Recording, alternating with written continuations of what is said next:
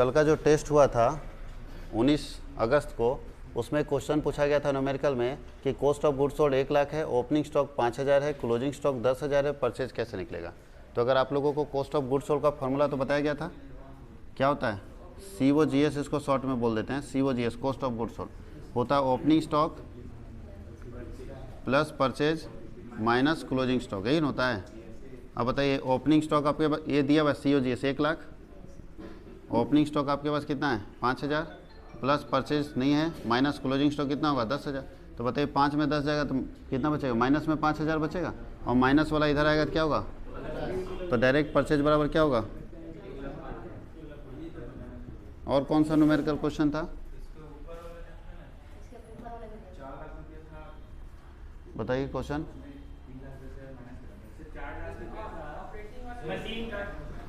Cell था 4,10,000, 4 लाख होगा मेरे,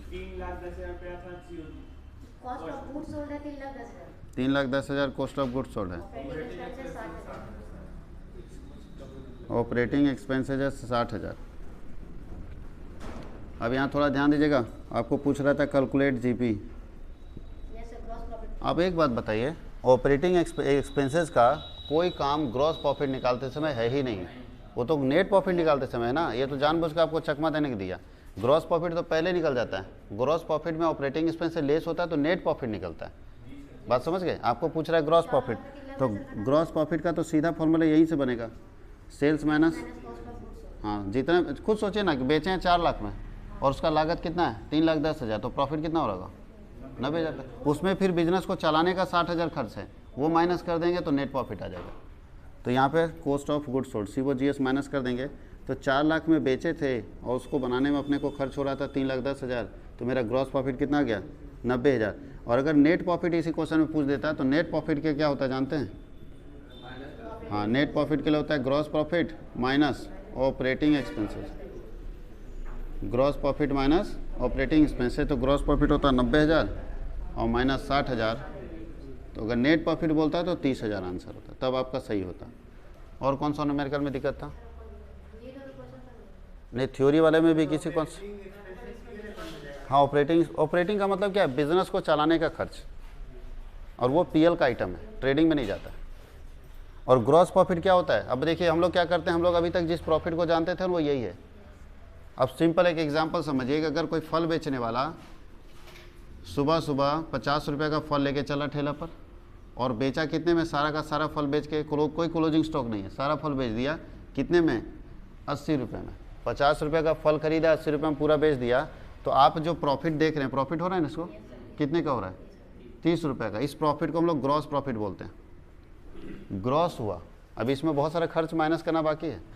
अब इसमें ये ऑपरेटिंग एक्सपेंसेज माइनस करेगा, ऑपरेटिंग एक्सपेंसेज बिजनेस को चलाने का खर्च, कहीं पुलिस वाले को 5 रुपये देना पड़ा होगा कमीशन, कहीं टायर पंचर हुआ होगा, मेहनत कर रहा है बेचारा, खून पसीना लग रहा है, प्लास्टिक खरीदने का खर्च, प्लास्टिक तो अलग, इसमें तो कोई कन्फ्यूजन नहीं है। यही है नेट प्रॉफिट और ग्रॉस प्रॉफिट, इसका मतलब है ऑपरेटिंग एक्सपेंसेस ग्रॉस प्रॉफिट के बाद होगा। अच्छा कभी कभी ऐसा दे सकता है, ध्यान दीजिएगा क्वेश्चन यहाँ पे, इसको देखिए बहुत सारा फॉर्मूला आप इससे डेवलप कर सकते हैं। क्वेश्चन में हम पूछेंगे नेट प्रॉफिट 20 रुपया, ऑपरेटिंग एक्सपेंसेस 10 रुपया, ग्रॉस प्रॉफिट क्या, यहाँ तो देख के बता दी कैसे निकाले। हाँ अगर ध्यान दीजिए, ऊपर से जब आते हैं ना तो ऊपर से जो लेस होता है नीचे से जब जाएंगे तो ऐड हो जाएगा ना। 20 रुपये ये 10 रुपये डिडक्ट करने के बाद ना है, 10 रुपये माइनस करने के बाद ना 20 रुपये है। तो अगर पूछेगा कि ग्रॉस प्रॉफिट निकालिए, ये दोनों दे दे क्वेश्चन में, तो याद रखना है net profit plus operating expenses equal to gross profit. तो फॉर्मूला अपने से डेवलप करना है, कितना रटिएगा, समझना है कि अगर ऊपर से हम आते समय माइनस किए किसी को, तो जब नीचे से जाएंगे तो वो प्लस हो जाएगा। ऊपर से आते समय अगर किसी को प्लस किए तो नीचे से जाते समय उसको माइनस कर दें, उल्टा काम करना है, क्योंकि बैक ना ले रहे हैं आप। अगर 4 कदम आगे चलते हैं तो बैक लेने में पीछे चलना पड़ता है, तो वही काम यहाँ पे करना है। कोई दिक्कत है तो इससे फॉर्मूला आपको बनाना है, क्योंकि क्वेश्चन ये भी आ सकता है कि नेट प्रॉफिट इतना है, ऑपरेटिंग एक्सपेंसेस इतना है, तो ग्रॉस प्रॉफिट कितना होगा। ये छोटा छोटा कॉन्सेप्ट है जो ये फॉर्मूला क्या है। अगर ग्रॉस प्रॉफिट का फॉर्मूला अगर देखें, अब इसको रट्टा नहीं मानना, बहुत लोग इसको याद कर लेंगे और हर जगह इसी को लगाते चलेंगे, तो ऐसा होगा क्या, ये फॉर्मूला हर जगह काम करेगा ग्रॉस प्रॉफिट का। देखिए ग्रॉस प्रॉफिट का यहाँ कोई और फॉर्मूला है, सेल्स माइनस COGS। तो सिचुएशन के ऊपर डिपेंड करता है कि ग्रॉस प्रॉफिट का फॉर्मूला क्या होगा, तो क्वेश्चन जैसा रहेगा वैसा।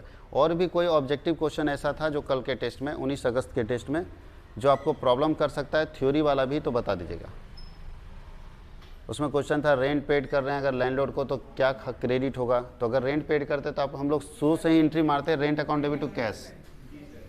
रेंट पेड करते हैं तो क्या होता है, rent account debit to cash. अगर कैश दे रहे हैं तो बोला क्या क्रेडिट होगा, तो कैश ना क्रेडिट होगा।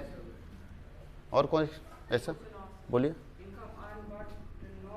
हाँ, बोल रहा है income earn but not receipt. इसका मतलब समझिएगा, इसको उपार्जित आय बोलते हैं हिंदी में, उपार्जित आय। बोला इनकम हम कमा लिए लेकिन मिला नहीं है, तो इसको एक्रूड इनकम बोलते हैं। क्या बोलते हैं, एक्रूड इनकम। और ये हो जाता है एसेट्स। एक्रूड इनकम क्या होता है, एसेट्स होता है। और किसी क्वेश्चन में दिक्कत है? अब हम लोग अमलगमेशन में चले। चलिए इसको लिख लीजिए, फिर हम लोग अमलगमेशन में चलते हैं।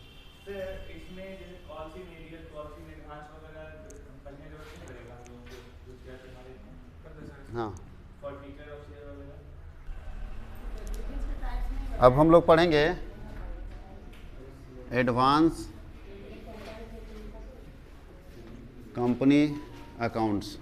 आप लोगों का जो टॉपिक है, और इसके अंदर जो हम लोगों को पढ़ना है वो पहला चैप्टर, पहला टॉपिक पढ़ना है अमलगमेशन ऑफ कंपनी। इसके कॉन्सेप्ट को समझिए, इसका फीचर्स देखिए।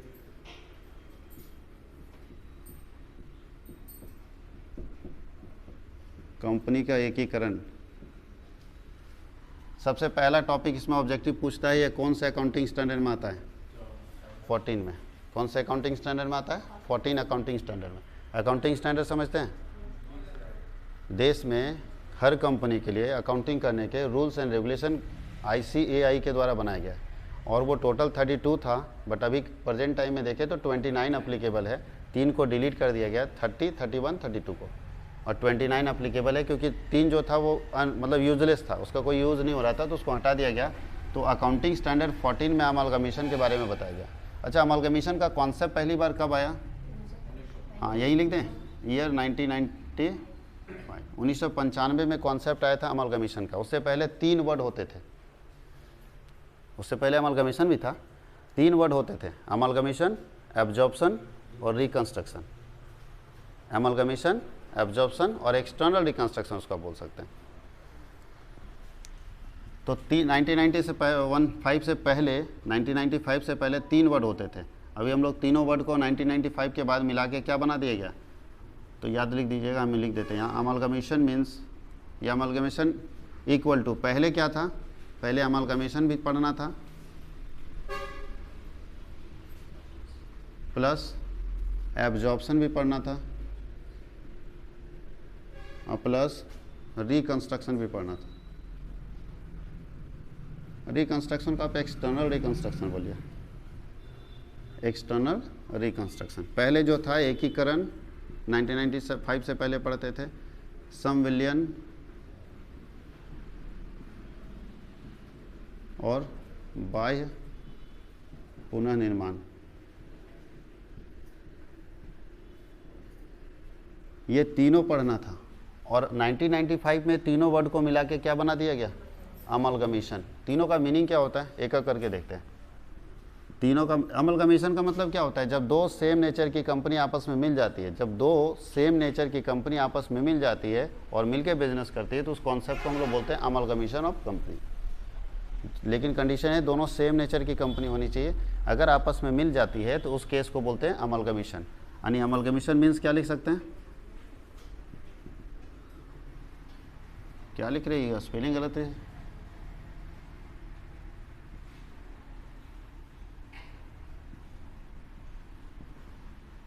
Amalgamation means merging of 2 same nature company, same nature company।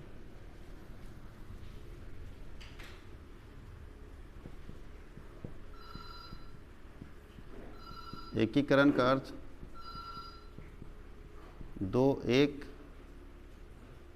एक ही स्वभाव की 2 कंपनियां, एक ही स्वभाव की 2 कंपनियां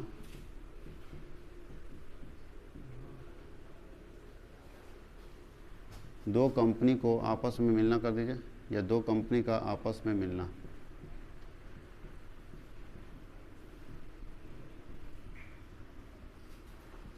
शॉर्ट में लिख रहे हैं, कहानी लिखने से कोई फ़ायदा नहीं, जो मेन कंटेंट है वो लिखिए, ऑब्जेक्टिव में पूछेगा। पूरा लंबा चौड़ा डेफिनेशन लिखाने से कोई फ़ायदा नहीं। अमलगमेशन का मेन कॉन्सेप्ट क्या हुआ, दो सेम नेचर की कंपनी अगर आपस में मिल जाती है तो इस कॉन्सेप्ट को हम लोग बोलते हैं अमलगमेशन। जैसे इंडिया में क्या है एग्जाम्पल बताइए, हीरो होंडा आप नाम सुने थे ना, अभी तो ख़त्म हो गया। मारुति सुजुकी, टाटा डोकोमो, हाँ या नहीं?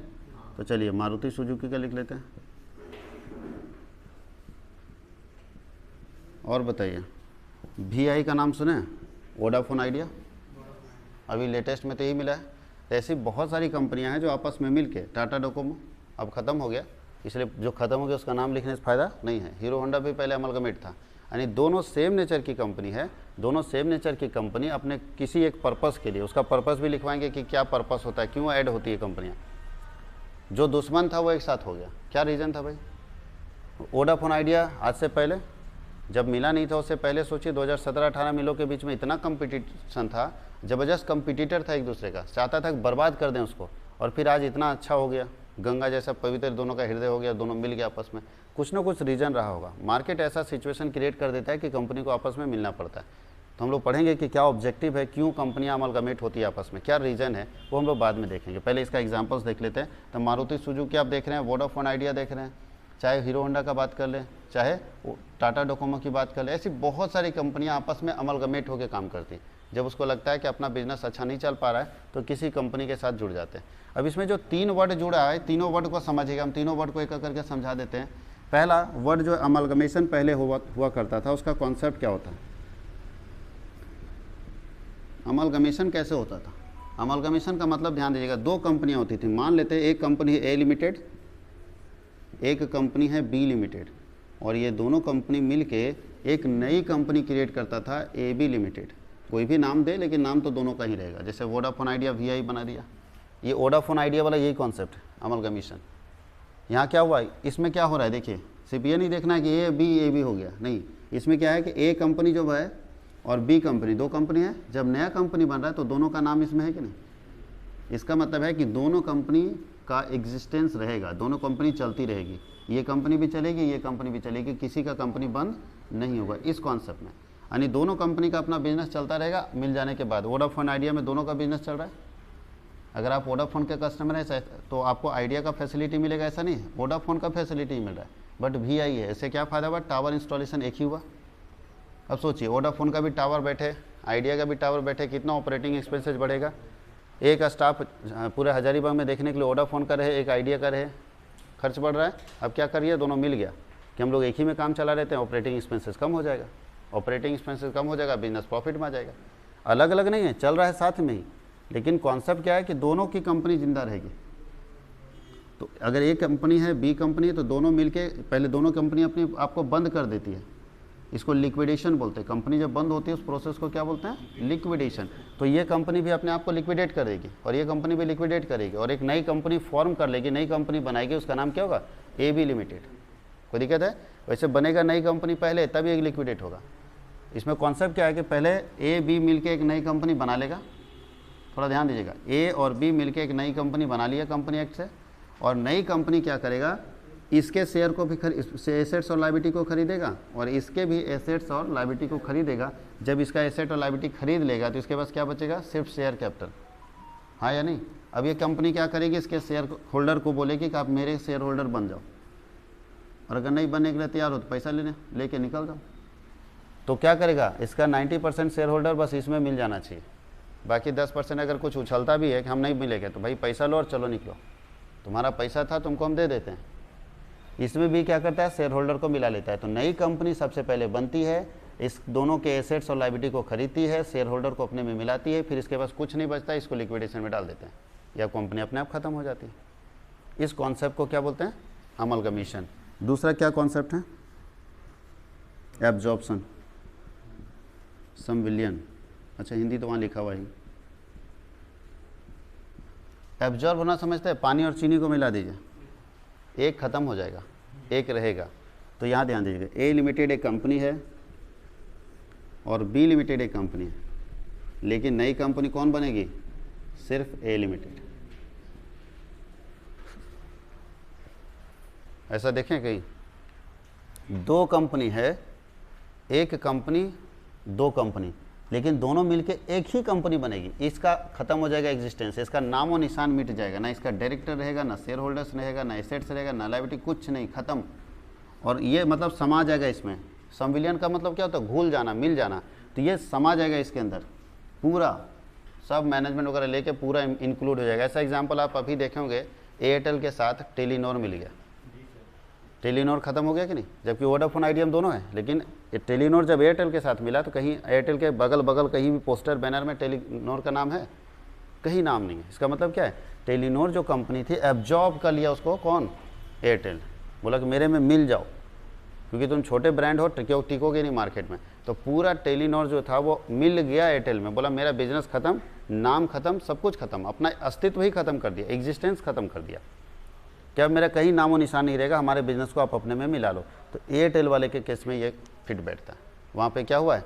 एब्जॉर्प्शन हुआ है। वही, हाँ, बैंक भी एब्जॉर्ब हो रहे हैं, अपना एग्जिस्टेंस खत्म करके दूसरे में मर्ज हो जा रहा है, नामो निशान हटा दे रहा है। सब पंजाब नेशनल बैंक बन गया, है नहीं? 4 बैंक था, चारों नामो निशान मिला के सब पंजाब नेशनल बैंक में चला गया। तो ये एब्जॉर्प्शन का कॉन्सेप्ट होता है। इसका भी क्यों रीज़न है, क्यों एब्जॉर्प्शन करते हैं, वो भी आपको एक करके समझाएंगे। पहले इसका कॉन्सेप्ट देख लेते हैं कि एब्जॉर्प्शन का क्या कारण है, क्यों ऐसी कोई कंपनी। सोचिए कि जो बहुत मेहनत से, कोई भी व्यक्ति, आप अगर छोटा बिजनेस खोलते हैं तो बहुत मेहनत से खोलते हैं, तो कोई कंपनी ऐसे सिचुएशन में क्यों चली जाती है कि अपना पूरा नाम और निशान खत्म करके किसी और में मिल जाए? इसके बहुत सारे कारण हो सकते हैं, तो हम लोग देखेंगे कि कौन कौन से कारण हैं। ये कॉन्सेप्ट समझ आया? कॉन्सेप्ट समझ में आ गया?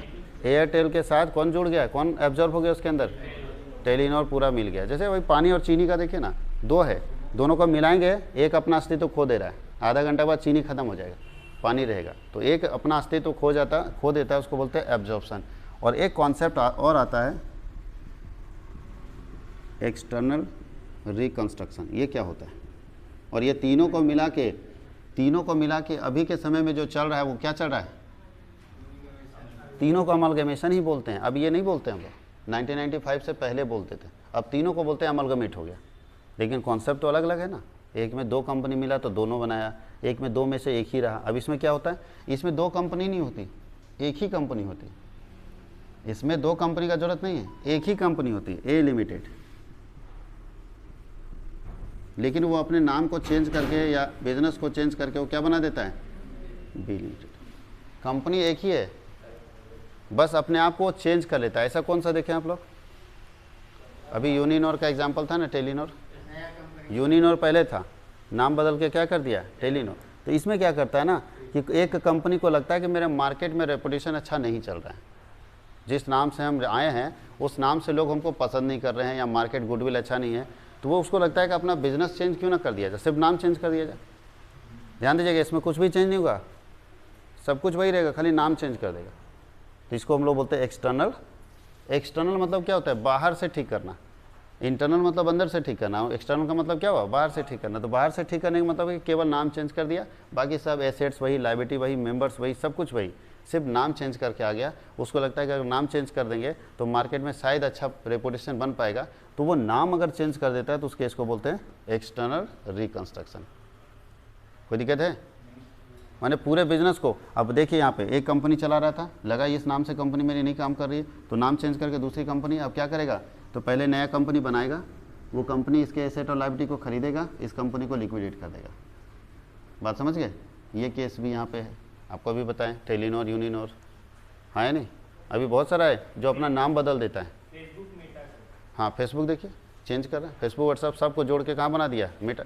वो चेंज कर रहा है, देख रहा है कि एक ही नाम बहुत दिन से चलेगा। बताइए, 5-6 ब्रांड उसके पास था, अब सब अलग अलग नाम से जाना जाता था। उस सबको एक कंपनी बनाया, एक कंपनी का उसको होल्डिंग और सब्सिडी बोलते हैं। एक कंपनी को होल्ड करवा दिया सबको, और सबको सब्सिडी कंपनी बना दिया और बिजनेस चला रहा है। तो ये एक कॉन्सेप्ट, 3 कॉन्सेप्ट है, और अभी के समय में तीनों कॉन्सेप्ट को हम लोग एक ही नाम से जानते हैं। वो क्या है? अमलगमेशन, अमलगमेट हो जाना, मिल जाना। कोई दिक्कत है? तीनों चीज़ समझ गए? इसको लिखिए, फिर हम लोग आगे देखते हैं। अब लोग देखेंगे ऑब्जेक्टिव क्या है अमलगमेशन का, क्यों कंपनी आपस में मिलती है, क्या कारण है मिलने का।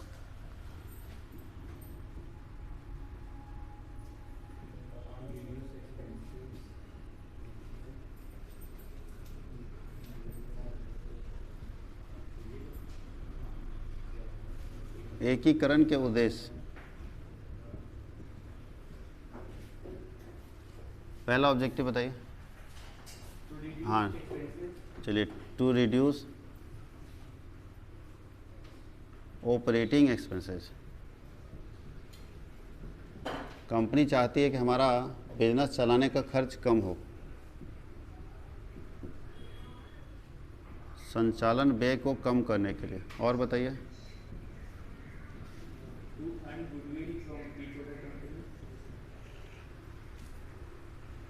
अच्छा, टू रिमूव कंपटीशन। अच्छा, बहुत ज़्यादा मार्केट में कंपटीशन हो जाएगा तो क्या करेगा लोग, क्योंकि आपस में कट के मरने से अच्छा है मिल के कमाया जाए। समझिएगा कॉन्सेप्ट को, आपस में कट के मरेंगे तो कस्टमर को बेनिफिट होगा। जो पहले हो रहा था, पता चला कि पहले इतनी सारी टेलीकॉम कंपनियां थी, जियो था, जियो तो नहीं था पहले, रिलायंस था, एयरटेल था, वोडाफोन था, आइडिया था, टेलीनॉर था, और एक दो कंपनी थी, MTNL था, तो ये BSNL था। अब सब आपस में कंपटीशन करता था, एक नया ऑफ़र लाया तो दूसरा भी लाया। अच्छा, ऑफ़र लाने से किसको फ़ायदा हो रहा है? सीधा कस्टमर को। कंपनी तो बर्बाद हो रही है। तो लगा कि आपस में लड़ेंगे मरेंगे तो कोई फ़ायदा नहीं होगा, उससे अच्छा क्यों ना हम लोग मिल के बिज़नेस करें और कमाएं आराम से इंडिया के अंदर।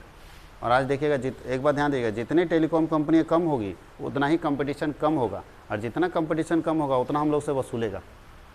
आज क्या करता है, जियो अगर अपना रिचार्ज महंगा किया, एयरटेल भी महंगा कर देता है, क्योंकि आपके पास ऑप्शन नहीं है। जाइए ना, कहाँ जाइएगा। लेकिन अगर 6-7 कंपनी होती तो शायद आपके पास ऑप्शन होता, और जियो और एयरटेल दोनों डरता कि कहीं अगर दूसरा कोई कंपनी 6-7 में एक पागल आदमी मिल गया जो कम कर दिया तो कस्टमर मूव कर सकता है। लेकिन यहाँ मालूम है दोनों को कि हम बढ़ा रहे हैं, तो एयरटेल भी सोचता है हम क्यों कम करें। कम करने से कस्टमर मेरा नहीं बढ़ेगा, जो जियो का कस्टमर वो जियो का है, वो चेंज नहीं होगा, तो क्यों ना हम भी कमा ले भाई इस मौके में। तो एक बढ़ाएगा दूसरा भी बढ़ाएगा, कम नहीं करेगा। जबकि सोचिए कि बिज़नेस का फंडा ये होना चाहिए कि अगर वो बढ़ा रहा है तो हम कम करके कस्टमर अपने तरफ लाएँ। लेकिन क्यों नहीं करता है? क्योंकि जानता है कि अगर कस्टमर ज़्यादा आ गया मेरे पास तो मेरा ट्रैफिक जाम हो जाएगा, और ट्रैफिक जाम होने से नेटवर्क जो है, पहले रिलायंस का काम था ना कि फ़ोन लगाए कहीं और लग कहीं और गया, वही हाल हो जाएगा सारी कंपनी के साथ। वो नहीं चाहता कि ज़्यादा कस्टमर आए, 25 करोड़ 30 करोड़ कस्टमर उसके लिए काफ़ी है।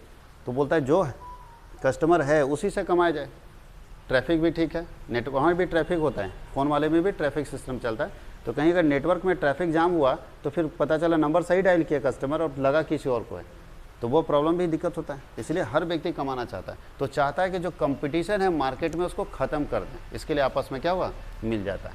To remove competition. और बताइए।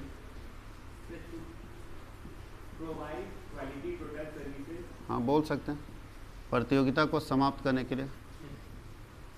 और कुछ?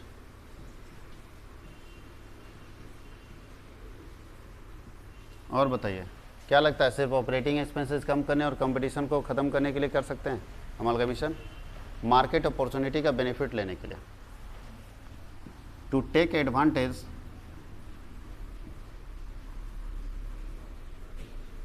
Of market opportunity.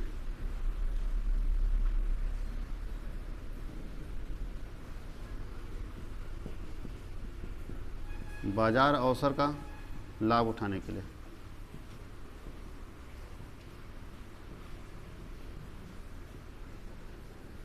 और बताइए, क्या बताए थे आप फिर? हाँ वो बोल सकते हैं, लेकिन वो यहाँ लिखना क्वालिटी प्रोडक्ट सर्विसेज। चलिए, to reduce cost of production कर दीजिए।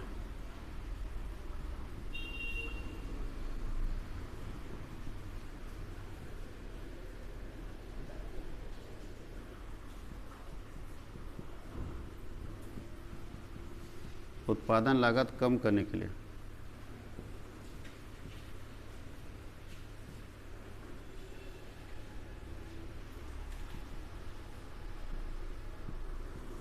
To provide quality services.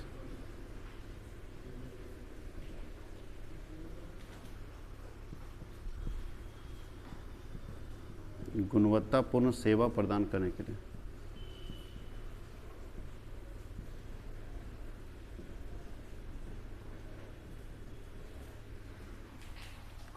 और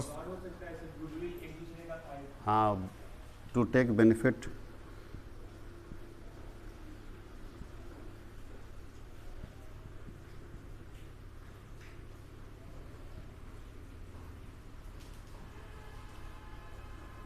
गुडविल की जगह गुड्स लिख देते हैं।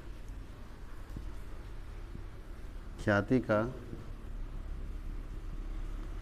लाभ लेने के लिए बहुत सारा चीज़ है, बहुत सारे बेनिफिट, लेकिन मेजर जो बेनिफिट है वो ये फर्स्ट और सेकंड है। मेजर जो ऑब्जेक्टिव है मिलने का वो ये कि कंपटीशन में आपस में लड़के मरने से बढ़िया है कि मिल के मार्केट में कमाया जाए, कस्टमर से खींचा जाए। क्योंकि जितना कम कंपटीशन होगा, बताइए किसी जगह पे 2 दुकानदार हैं राशन के और दोनों में ज़बरदस्त कंपटीशन है। कस्टमर आया कह रहे उसके यहाँ तो 13 रुपये देते, बोल जाओ 12 रुपये में दे दिए, बर्बाद कर देंगे उसको। अगर ऐसा सोच रखा है पहला दुकानदार और दूसरा भी ऐसा सोच रखा है कि उसको बर्बाद कर देंगे, तो दोनों बर्बाद हो जाएगा और कस्टमर आबाद हो जाएगा। और कहीं किसी दिन दोनों दोस्ती कर लिया, यार कितना दिन हम लोग आपस में लड़ते रहेंगे, हम लोग दोनों दोस्त बन जाते हैं, तो 12 रुपये का सामान 15 में बेचेगा, बोलेगा लेना है तो लीजिए, नहीं लेना है तो मत लीजिए, क्योंकि जहाँ तक वो भी 15 में बेचेगा। इसको बोलते हैं अमल कमीशन, मिल जाना। कहीं अगर दोनों आपस में मिल गया ना तो बहुत दिक्कत है। इसको हम लोग इकोनॉमिक्स के लैंग्वेज में क्या बोलते हैं, नहीं, जो 2 लोग इसको कार्टेल्स बोलते हैं। कार्टेल्स, अगर बिजनेस में आप देखें तो कार्टेल्स बनता है। कार्टेल्स सुना है? कार्टेल्स बनता है आपस में। अभी सीमेंट कंपनी आपस में कार्टेल्स बनाई। कार्टेल्स का मतलब है ग्रुप ऑफ बिजनेसमैन, 4-5 बिजनेसमैन मिल के ग्रुप बना लिया और सब लोग दोस्ती कर लिया और तय कर लिया कि मार्केट में क्या रेट होना चाहिए। अचानक आप देखेंगे आज से 4-3 साल पहले कि अचानक सीमेंट का रेट बहुत ज़्यादा बढ़ गया था। पहले 200 रुपये, 225, 230 में एक पैकेट मिलता था, वो सीधा 400 पहुँच गया। उसमें कार्टेल्स बना था सारे सीमेंट वाले लोगों का, और एक एग्रीमेंट बनाया कि हम लोग जितनी सीमेंट कंपनियां इससे कम में नहीं बेचेंगे, इससे कम में नहीं बेचेंगे। उसको कार्टेल्स बोलते हैं हम लोग, बिजनेसमैन का। हालांकि डेंजरस चीज़ है और गवर्नमेंट को इसके ऊपर फोकस करना पड़ता है, देखना पड़ता है कि कहीं ऐसा हो रहा है तो उसको ब्रेक करना पड़ता है कि ऐसा रूल्स आप नहीं बना सकते। अरे कैसे होता है हम लोग यहाँ नाई समाज, कि सारा नाई समाज मिलकर बैठा है, भाई दाढ़ी बनाने का और बाल बनाने का इतना से कम कोई लेगा तो फाइन मार देंगे उसको। तो बताइए अगर सब जगह रेट बढ़ गया तो कस्टमर क्या करेगा, ऑप्शन क्या है? तो वही चीज़ यहाँ पे, अगर कार्टेल्स बन गया तो कोई ऑप्शन नहीं, क्योंकि जहाँ जाएगा वो सब रेट लेगा। लेकिन अगर कार्टेल्स नहीं है तो फिर कम ले सकता है। अगर अभी ट्यूशन सेंटर में कार्टेल्स बन जाए, एक सिस्टम बन जाए कि इससे कम फ़ी नहीं ले सकते, सब मजबूर रहेंगे। अब 1-2 लोगों से तो चलिए ठीक है, हम चुपके से ले सकते हैं, लेकिन डर इस बात का है कि अगर कहीं से लिए किसी से भनक लग गया तो दिक्कत हो जाएगा। तो ये भी अमल कमीशन का है, कार्टेल्स बना के लोग उसका फ़ायदा उठा लेता है। कोई दिक्कत है? तो ये सबसे मेन ऑब्जेक्टिव समझ गए हम लोग। चाहते हैं कि हमारा ऑपरेटिंग एक्सपेंसेस कम हो, और दूसरा क्या है, हम कंपटीशन को रिमूव कर सके, कंपटीशन को कम कर सके और उसका फ़ायदा ले सके। अच्छा, इसमें कौन बच जाता है? जो वीकर कंपनी है, जिसको पुअर कंपनी बोलते हैं। पुअर मतलब गरीब नहीं, पुअर मतलब कमज़ोर, ठीक है। जिसका पुअर परफॉर्मेंस है, जिसका परफॉर्मेंस कंटिन्यू गिर रहा है, ख़राब परफॉर्मेंस दे रहा है, वैसी कंपनी चाहती है कि हम अपनी कंपनी को बंद ना करें, मेरी कंपनी को कोई टेक ओवर ले ले। बहुत सारी कंपनियां ऐसी है जो बंद नहीं होना चाहती, चाहती भाई अब हम ही कंपनी खोलेंगे, कभी नहीं सोचेंगे हम बंद कर दें। हम चाहते हैं कि मेरी कंपनी को कोई टेक ओवर कर ले, कोई ले ले और वो मेरी कंपनी को चलाए।